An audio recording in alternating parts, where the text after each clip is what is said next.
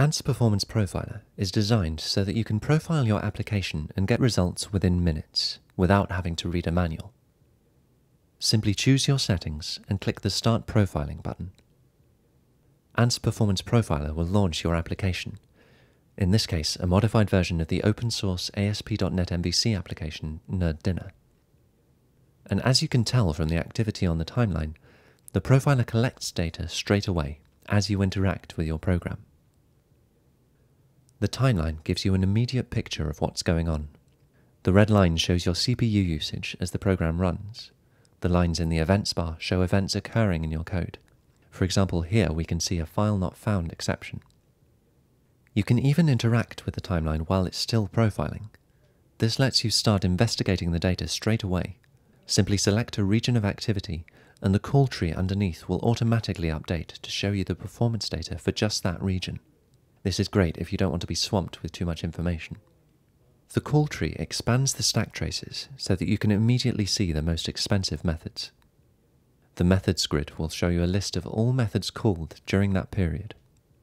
And there's a third view, the call graph, where you can visualize all the callers for the selected method and all of the methods it called. You can expand it and explore the graph of method calls, zoom in and out, and you can also save and print your graph to use in a meeting. Back in the call tree, we can see at a glance which HTTP requests initiated the .NET methods that ran while the application was profiled. This helps us to map the results to the actions that happened in the application while we profiled it, and therefore to understand exactly where any bottlenecks might lie. The call tree shows each HTTP request and its associated URL at the top of each stack in our results. Underneath each HTTP request, we see the .NET methods that were called as a result. We'll pick this method in the stack trace and go straight over to the source code view where you get line-level timings.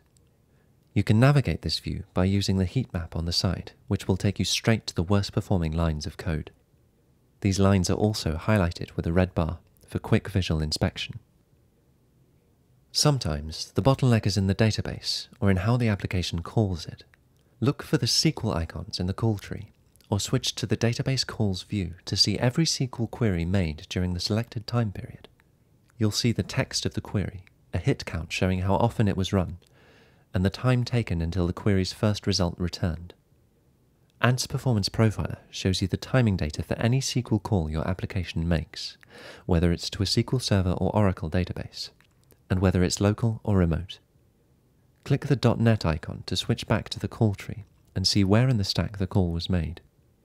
Similarly, in File I/O view, you can see the file events that occurred during the time period selected, including which file was accessed, the amount written or read, and the transfer rate. This is useful information because the performance bottleneck is not always in the .NET code.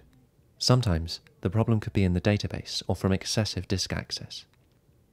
Try Ants Performance Profiler on your own application with a 14-day free trial. If you have any questions during your evaluation, give us a call. We'd like to hear how you're getting on.